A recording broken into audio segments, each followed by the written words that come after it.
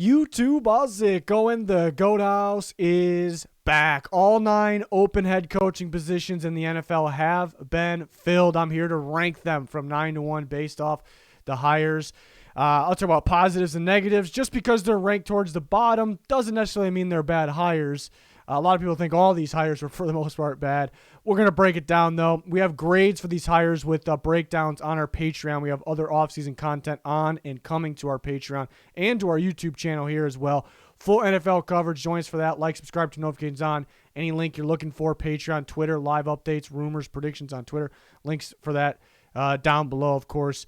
So our Patreon page, I got the grades for all the positive, negatives for all the head coaching hires. We got cap space updates. How could teams create cap space? That's on our Patreon. Link down below. You can look us up, sign up. There's more coming. So 9 head coaching hires. Number 9 is going to be Lovie Smith for me. Was a little surprising. It wouldn't have been surprising if, they interviewed Lovie Smith or they said he was a candidate right off the bat. The main thing here is it doesn't feel like Lovie Smith was really one of their top candidates, down to the wire. It felt like Kevin O'Connell was a big one who ended up going elsewhere. Really felt like they liked Josh McCown, but they just didn't feel like he was ready.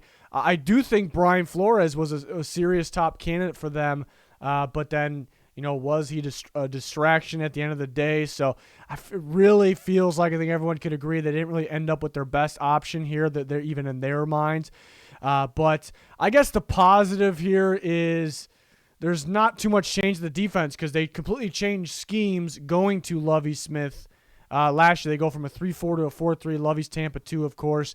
And they move on from players and they add new players to kind of fit Lovie Smith's scheme, which was kind of questionable because they moved on from some pretty good players. We're just releasing Zach Cunningham, and I suppose he didn't fit. But at the end of the day, you want the best players.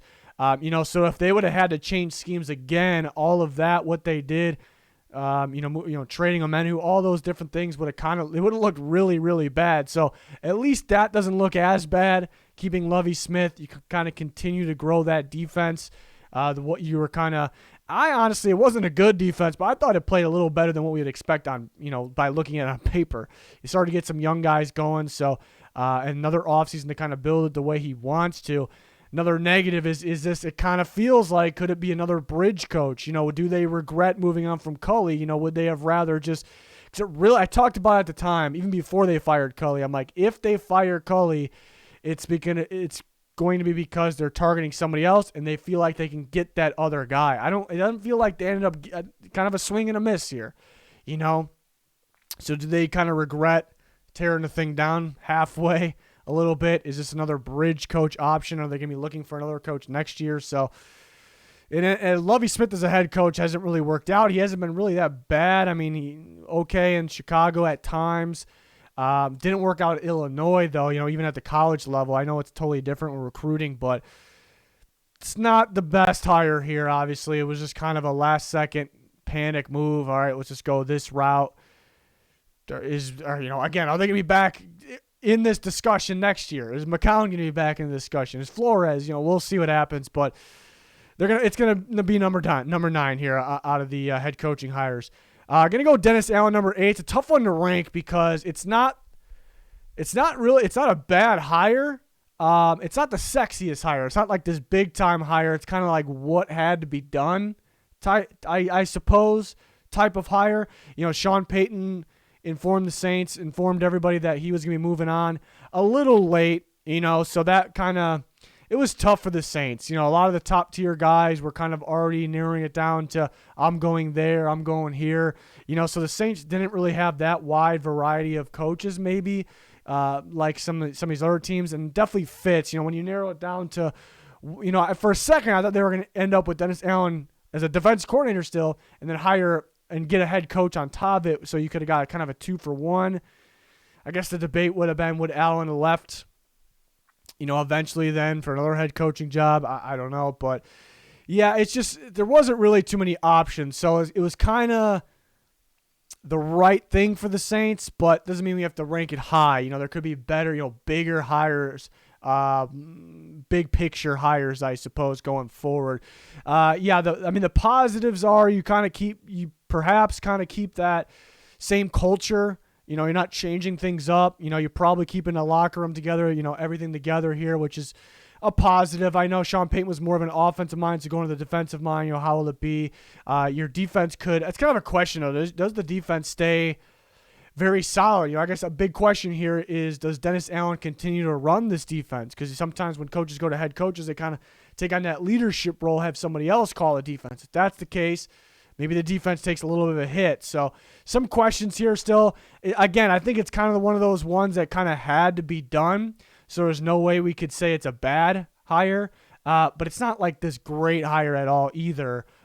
Again, it's kind of what it feels like. It's kind of it just had to be done, but I do think there were some big picture hires kind of looking for the future at some of these other teams here. So Dennis Allen comes in at number 8. Yeah, and his head coaching gig with the Raiders went pretty bad. What was the 8-28 record? Different era, different team now, so that can change. But based on that, the head coaching track record doesn't look too good. I do think it should be better, but where the Saints at with their roster, it doesn't really feel like it's getting better right now, so that doesn't really help his case. But it's just one of those ones that kind of had to be done, but it's not like this wow hire or anything.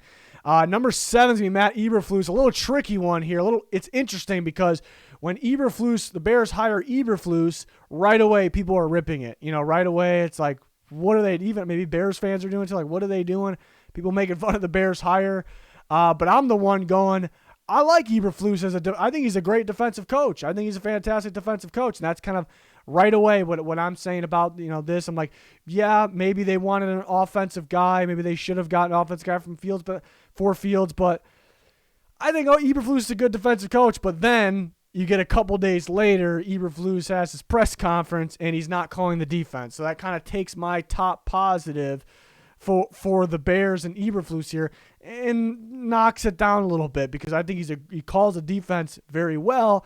He's not going to be calling the defense, though. But I think what ends up being the best positive here, which I think it's I think it's a solid hire. Just because it's at number 7 doesn't mean I don't think it's a good hire. A lot of these are pretty close, but I think he could. It's kind of a question if he can be a good leader. But you look at the Colts defense, and what I liked about the Colts defense is they were technically sound. They played high motor team defense. Everyone dedicated, everyone flying to the ball, very well disciplined. I think that starts with the coach. I think that starts with the defensive coordinator, Matt Eberflus. And like I said, he's not calling the defense, but I think he brings that discipline and maybe that leadership to the Bears, which they badly needed. That team was so undisciplined, maybe the worst in football before. So that's the big positive actually here. I don't love that he's not calling the defense. I see what they're trying to do, have him focus on I think they're looking too much at Matt Nagy, because Matt Nagy was trying to call the offense, and there ended up being a little bit of a disaster. Who's calling the offense? Are they switching off between, Nagy, and is he calling the plays one week? Is he not? I don't know. It was a big-time mess. At the end of the day, I think Matt Nagy, just plain simple, couldn't call an offense. That's what it was. I don't think it was because he was trying to focus on coaching. So I think the Bears are looking too much into that. I think Nagy kind of scarred them a little bit here for maybe even when he's not there.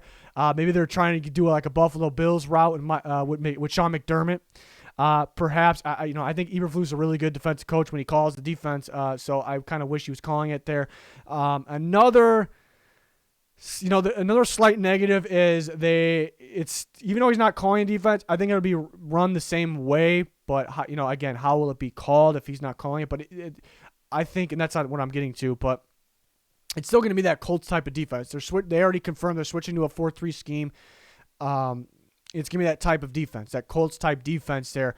And it's not really a problem. It's a good defense. I have nothing wrong with the 4-3. The Bears kind of have, I think Khalil Mack and Robert Quinn, they fit the 4-3 just as good. It's better pass rushers than Eberflus has had with the Colts. They've had struggles there, so that's great. Roquan Smith, I think he's talented enough to figure it out, but that's kind of the question on where he'll play, weak side or inside. But the problem is you kind of create some needs. Any team would. You kind of create needs switching the scheme, and it would happen for anybody. But why I think that's a little bit of a problem is I think the focus has to be building around Justin Fields. Get a receiver one. You might need multiple receivers. You got Darnell Mooney in place. That's about it. Very solid receiver, but you need more. You need You need a left tackle. You need to get James Daniels back, obviously. You need weapon. Build around Justin Fields. So that needs to be the focus, and that still can be the focus, but the defense might take a hit if they don't focus on what was needed there because of switching schemes, or if they focus there, because they need another linebacker that actually fits the scheme to pair with Roquan Smith. Need some interior guys. They're going to run more split safety looks, so you might need another corner. So if they focus there, then the offense in Justin Fields is taking a big hit, and you cannot have that. So I think best case, if with the Eberflus hiring is, if he would have called the defense, I feel a little bit better. But best case is probably, and I think Bears fans were on the same page, get a young offensive mind that can help lead and groom Justin Fields. But since they didn't do that, it doesn't mean this is a bad hire. It just wasn't the best case, in my opinion. Again, I like Eberflus the way I think he's going to be a good leader. He'll have this team prepared, and we'll see how the defense is if he's not calling it there. But it comes at number 7. Again, I think that knocked it down a little bit. Number 6 is going to be Nathaniel Hackett. All these are to be determined. This is kind of a big one because I really think they bring Hackett in to go for Aaron Rodgers, and maybe they get him. If they get him, it probably knocks this one up. If they don't, it might knock it down a little bit. It's a little bit of a mystery here with Nathaniel Hackett because he didn't call plays in Green Bay, and how much credit do you even give LaFleur for his play calling in Green Bay when you have Aaron Rodgers kind of running the show? So it's a little bit of a mystery there based on, did he improve with his time in Green Bay? You'd like to think so. Really the positive here is that they'll put more focus on the offense. They'll put more focus on the quarterback position. He got some good experience, learning experience in Green Bay. You would think the play calling would be better, but that's kind of the negative here is Pat Shurmur was kind of a disaster with the Broncos. But reality is Pat Shurmur is more proven and has a better track record calling plays than Nathaniel Hackett. Even though it didn't go good with the Broncos, that doesn't mean Nathaniel Hackett would be the same or worse. It's just that's what reality is. So we can't sit here and say, oh, they got better. Because, look at Shurmur in the past. He got Case Keenum to an NFC Championship game, a pretty good offense there in Minnesota. So he's shown that he can do it. He just couldn't do it with the Broncos. I think it was more so, how do we figure out how with the limited quarterback, small ball quarterback, how do we figure out how to call plays with this? Because, that's kind of the tricky part. So can Hackett figure it out? It's just really all dependent if they can get that quarterback. A negative here is do they take a hit defensively? Fangio out, that was the risk. I think they do. I think they got some good players, but I think they take a hit. So we expect the defense goes down, I think only a little bit. We expect the offense to go up for right now. We don't even know how much up, maybe a little bit if they get Aaron Rodgers or somebody like that, a better quarterback, then it gets a big boost. So where are we going here with the quarterback or with the offense and the quarterback and the defense here? So it's a real, all of these, again, to be determined. Let's see what happens, but this is a big one in that category. So it's kind of in the middle right now. I like that they went offense, but I don't like, it felt like the staff they were trying to put together first, they kind of missed on those guys, so I don't love that either. Around Hackett was their guy. They were the first choice. They were the first choice on their coach, but talking about the assistants there, so it's kind of a wait-and-see one here, but I would like to think that they improved offensively and that he can evaluate the right quarterbacks. I'd like to think that. Wishful thinking. We really don't know, but we're going to be positive here with that one. But so it comes in at number 6. Again, one that we could boost up or drop down very easily. 4 and 5, I was back and forth on. 4 and 5, very, very tight. I went with Doug Pederson at 5. And the reason I actually decided the deciding factor was I don't think the Jags really wanted Doug Pederson. At the end of the day, that's who they picked. So that ended up being the tiebreaker and deciding factor because I think people will argue with me about this, but I won't be persuaded. I think they originally wanted Jim Caldwell. I'm firm on that. Not going to change my mind. I think they originally, you're going to hear me out, they originally wanted Jim Caldwell. They interviewed him right when they interviewed Doug Pederson for the first time. Rave reports, great reports that they loved what they heard from Jim Caldwell. Everything's pointed towards him being the favorite, and he was putting together a staff. But then he decided that he did not want to work with Balky, so then he was kind of out. And then they started really picking up the interviews again all of a sudden because they were the first team to interview a lot of these guys, and there was a gap. Really think they wanted Caldwell. And they went with Leftwich again, interviewed him a second time. Then he was the guy, Byron Leftwich, and then he didn't want to end up not wanting to work with Balky either.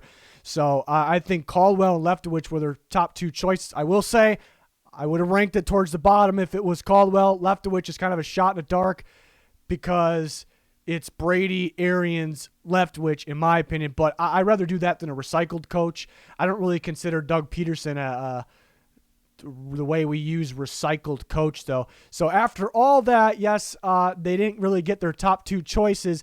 I think Doug Pederson might be better than their top two choices. I'm not a big fan of Doug Pederson, but I'm a fan of Doug Pederson. I mean, he won a Super Bowl. He's taken a lot of heat. That's a negative, too. Why did Carson Wentz start to decline? And that's kind of the risk here, I suppose. Why didn't he work out? Another thing is for some reason, their draft ended up being a lot better. It was pretty bad, and then it ended up being a lot better when Pederson was out. So does he have it's question. Can he evaluate talent, or is there a problem there? Because the Eagles draft was really good this year when it's been really, really bad while Pederson was there. So those are the negatives. But I don't think it was a Pederson problem why they started to decline a little bit. I mean, he won a Super Bowl. It's not easy to win a Super Bowl. A big reason they won that Super Bowl is because, I mean, they had talent, but they had a backup quarterback. That playbook, you see him holding that playbook. He used all of that. Different styles of play. Defenses could not game plan for it. They couldn't stop it. I mean, you're running multiple different types of offenses, different type of play styles in one game plan, in one game with Nick Foles. We see that. We saw that, and that was a problem for defenses. They had a high-powered offense with a backup quarterback. I think that's perfect for Trevor Lawrence. You got to give him everything. You got to give him every type of play style because he's that type of quarterback. You need a guy with an offensive mind that can, if needed, can hold that quarterback's hand, and that's okay because he's a young guy. So I think that's great. I think the problem with Wentz was he had injuries, and he was struggling a little bit because remember Foles came in and ran that system well. Wentz coming back from injury, so I think the playbook you wanted to run Wentz less. Remember, and then he was struggling. So I think the playbook kind of went like this: we can't run these plays. We only have to run these plays. So I think that was my opinion. I think that was the situation. I put a little bit more on Wentz there. So to me, that's a positive. I think Pederson could work well with Trevor Lawrence. Another negative is this kind of wasn't really getting along with Howie Roseman a little bit, and people not getting along with Balky a little bit. So how's that going to be? I guess that's somewhat of a negative. I'm not too worried about it, but there are some negatives in there, but there's big positives. Like I say, he's got that big playbook, a lot of variety of plays. I think he can make it work with Trevor Lawrence. Is exactly what he needs. So we'll see what happens there. But 4-5 was really tight for me, but I had to find, it was kind of a tie. I couldn't really make up my mind. I was back and forth, but given that it wasn't the Jags' top option, I guess that was the deciding factor. And there's people are split. People are like me and think that Pederson wasn't the problem, and then people that think Pederson was the problem. I went started to blow it, a little bit there. So people are pretty split on that one. 4 is gonna be Mike McDaniel. I like this hire, given why it's at 4. Mike McDaniel is a very likable guy, and what I'm about to say, I still like the hire. But when the idea of Mike McDaniel, I really, really liked it. And again, I still really like it, but I had to kind of sit back and think about it a little bit. There are some negatives here. It's a great system over there that he comes from in San Francisco. It's a great system, but is there kind of a cap on that system? It's kind of run the ball, wear the other team out, manage the time of possession, and just work that other team there. And it looks great when the 49ers. There's a lot of teams that try to do it. 49ers do it the best. This system works the best. It looks great. The problem is there kind of a limit? We see the 49ers keep on getting stopped short, and I do think it's because, to make sure of things, it's because they do rely on the run too much. That system does rely on the run and just relies on managing the time of possession, and you're not going to win that 100% of the time. 49ers do it at a very high rate, but you're not going to win it 100% of the time. And and then when a team stops that run, takes away from you, do you have an answer? Sometimes they figure out ways. Sometimes it has to do with their defense, but the Dolphins have a good defense. We'll get to the positives. But I don't love having to rely on a run. Maybe Mike McDaniel will switch it up a little bit compared to what Shanahan did. Another reason was they didn't really have that elite quarterback. So maybe if he has better quarterback play, he can be even better. Maybe he has a different little flavor to that West Coast, and they kind of added some more inside zone runs to it this year. But and that's the other thing, because it felt like they got a guy for Tua to groom Tua, but it didn't really work well with Garoppolo, I suppose. I mean, he got the job done, but is this the best guy for a quarterback? You could argue both sides, because he hasn't developed a great quarterback, but he simplifies things for the quarterback. And that's kind of going into the positives. You want to get somebody to simplify things for Tua for now, and then we can expand on it. I think the 49ers try to do that this year and see if Jimmy can do it, but that's kind of the good thing. Good, yeah. So I think he hasn't called plays yet. I'm very confident about him calling plays. I think he's a very good offensive mind. I think he can call plays. It's a mystery, but I'm confident with it. I think he can game plan. I think he can create an offense. Again, I think he can simplify things for Tua Tagovailoa. We know he's going to implement a very good run game, which was big. The Dolphins needed this. Dolphins losing Flores, you wonder about, do they take a hit defensively? Such a good defense. And they're going to either going to keep some guys together, or they're going to get Fangio and keep some guys together. And they have really good young players that are continuing to get better. I'm not worried about the defense. So it's just about get the offense better. I think technically they get the offense better. They improve the offense with just this hire. So defense continue to improve, at least staying the same. You add some good offense, some running game, which they didn't have. Overall, the Dolphins are a better team with this hire. It's just, will he get more out of Tua? I don't know if he's proven he can do that yet. He can simplify things. Can he get more?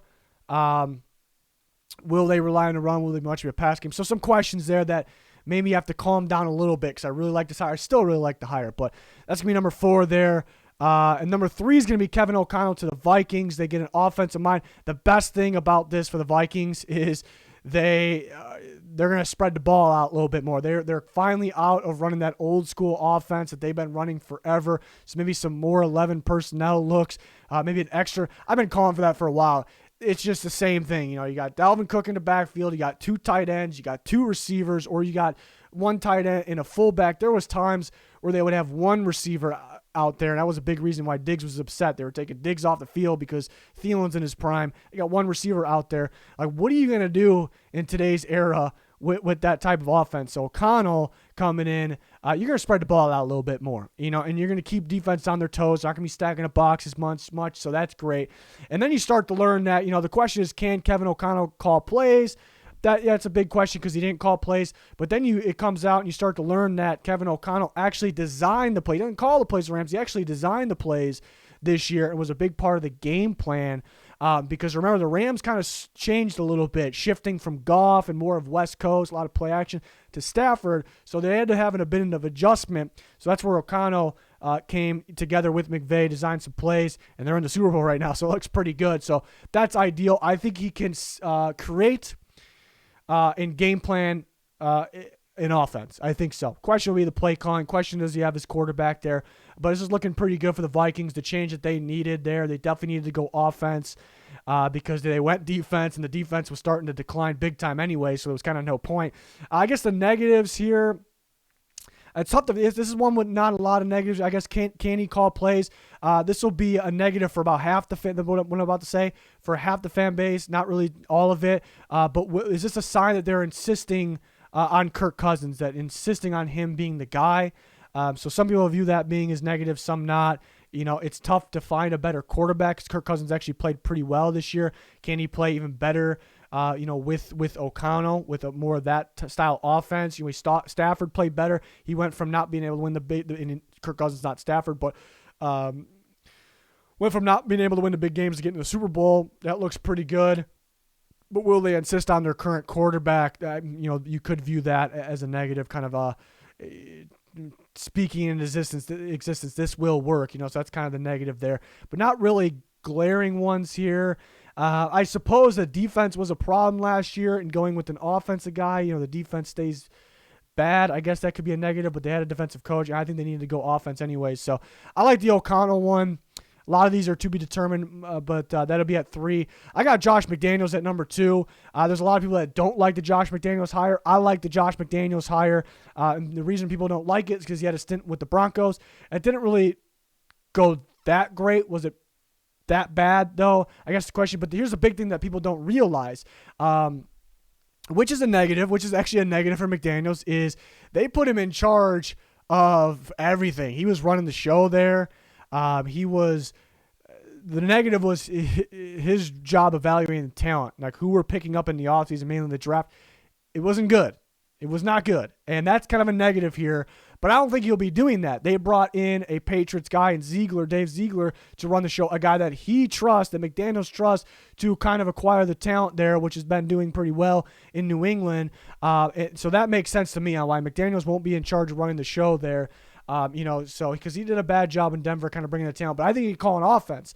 I think some negatives from the Raiders offense have been they've had like a solid run game because Josh Jacobs is solid, they can run the ball, but they're very inconsistent. And I think it starts with the game plan. Like they going into games where it's like, the run game should be the big part of this game plan, and they didn't have it, or it felt like they were trying to go on the fly a little bit too much. There wasn't too much of a game plan with that. I think they can call a passing game before. I think they could. It's just a little bit messy with the run game. That's one, which Josh McDaniels brings. He can have a consistent run game. And then number two is the Raiders were a disaster in the red zone. Like they worked the field so easy, and then they shut down the red zone. And the Patriots have had a pretty successful offense in the red zone there. So I think it elevates that big time. So really, what are the weaknesses in terms of, I'm not talking about players, but where you can get better, but where you can get better and where the offensive game plan was and where the execution was on the field. I think there was only two, and I think they improved both of them. So I love that. A big question was because the Raiders are weak. Yeah, that's kind of what we had. The Raiders had leaving us with after the Bengals game. It's like solid team that made the playoffs. Defense on paper looks pretty bad. The defense has to be better. Offense is pretty solid, but they came alive late in some games. The Bengals getting a playoff. Do they have that elite? They have a good offense. Do they have elite offense to win a Super Bowl? No. Do they have elite defense to win a Super Bowl? Absolutely not. They're not even close. So that kind of leaves you in no man's land of like, where do we focus on? In today's era, when you're in that situation, I think you just build that offense. You build around Derek Carr. You make it as good as you possibly can, especially in that division. So you focus on offense here. You focus on being more consistent offensively. So that's what I like about this. I think McDaniel is a smart coach. I think he can game plan. I think he can call plays. Again, the big things, they're going to be more consistent run game, more consistent game plans, more consistent red zone. So, and I like that they brought Patrick Graham along with them. That's huge too. So I like this hire. I think, the only negative to me is I don't know if McDaniels is great evaluating talent. Let's let the front office handle that, and they will. Number one's going to be the Giants hiring Brian Daboll from the Bills. Halfway through the year, maybe this didn't look that great. We were kind of like, what's going on here? I think because he wasn't running the ball. I think there was a strategy behind that. Talked about that for a bit. Last year you had that giant playbook. They were throwing everything at teams. Then teams started to game plan for a little bit. I thought he overthought things in the playoffs last year and kind of shrunk that playbook down again, stopped running. And then he learned from that mistake. I think they were hiding some things during the regular year, playoffs, or at the end of the regular season and the playoffs. They threw everything at teams and their offense was highly successful. I guess the net, you have to have the quarterback that can do that. Not everybody can run different types of options, can scramble, can air the ball 70 yards downfield, can buy himself some time, can break tackles, can hurdle guys. So not every quarterback can do that. Daniel Jones has some of that profile to him. He's nowhere near Josh Allen. He just kind of has, he got injured at the end of last year, so you kind of worry about that. Josh Allen a little more sturdy, and he's got that turnover problem. So that's kind of the negative. Is it Josh Allen? No, but he has some of this, even though you can't really compare the two. It's a big body guy. He's got a strong arm. He actually can move. You see some good read option plays from the Giants. You have him having success on the ground. Even when he fell down that one time, it was still a successful play. What was that against the Eagles? I think Daboll can evaluate talent too. I think he can evaluate the right quarterback. If they need a new one, I think that there's a lot of guys in today's era that kind of fit that style, actually, kind of the young guys. He deserves some credit for Josh Allen's development, sure. We knew Josh Allen had the talent the whole way, but Daniel Jones is an early pick for a good reason. I'm not a big believer in Daniel Jones because if you consistently turn the ball over that many times, it's kind of evident there. But I think with this hire alone, they did nothing else yet because the offseason hasn't technically started yet. They get better. They instantly get better with this hire. That's the big thing here. They instantly get better with this hire by being unpredictable, having a kind of wide variety of plays, being able to throw the ball more consistently, and that by default can open up the run game as well. The Bills' offense line had some struggles in the middle part of the season, and they elevated it. It was playing like one of the better ones in football. So I think he kind of make guys better too. I think he kind of can figure out what's working and kind of create the scheme to get the thing going because he ran that Bills offense, which was debatably the best in football. So I like that. Definitely like that about this hire. I think it just instantly elevates his team. Enough messing around with the maybes, the guys that are unproven. There's a lot of that in this hiring cycle. I think Josh McDaniels is proven as an offensive guy. But then after that, a lot of us like the O'Connell hire and we feel good about it, but it's a little bit mystery on how he actually can lead and call that offense. Mike McDaniel, same thing. He's in the same boat. Nathaniel Hackett, same boat. A lot of these guys are unproven on what they are stepping into. But guys like that I had at the top, I think they're pretty much proven. Not going to be 100% as head coaches, but I think they're pretty much proven there. So I like what the Giants are doing. They actually hired Martindale this morning. I like that as well. I do think I like Patrick Graham a little bit better, but he left one with the Raiders. Maybe he's a little upset that he didn't get the head coaching job, which I do think. I think Graham should be a head coach. I think he'll be a head coach pretty soon. I like Patrick Graham a lot, but I like Martindale a lot. I think that it's not easy to have the personnel, the players to run Martindale's scheme. I think the Giants got it. I think that we're getting a little off topic here. I think the Giants got it. They need some blitzing inside linebackers. They got the defensive line. They got the corners, the safeties. So maybe we can finally say maybe a bright future for the Giants. They have to go out and do it, though. Let's see what you can do in the offseason. Don't settle. Don't rely on development. But they can develop too, so that's the good thing. So those are my higher rankings from 9 to 1. Let me know, everyone's rankings would be different. And again, just because they're towards the bottom doesn't mean they're bad hires or I don't like them. It's just rankings here. Somebody's got to be in every spot. But yeah, let me know your thoughts in the comments, your rankings. We're always talking on Twitter. Full NFL coverage here. Super Bowl predictions on the way. We got free agency coverage, trade coverage, draft coverage. We got you. That's going to do it for this one, though. Thanks for watching. Goodbye.